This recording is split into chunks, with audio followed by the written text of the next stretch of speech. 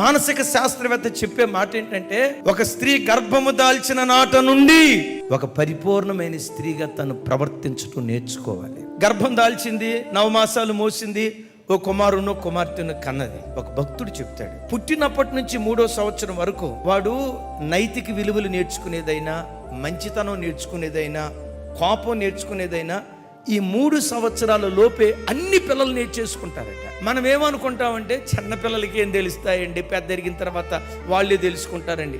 అందుకనే దేవుని వాక్యం ఏమంటుందో తెలుసా? బాలుడు నడవవలసిన త్రోవను వానికి నేర్పు, పెద్దవాడైన తర్వాత వాడు దానిలో నుండి.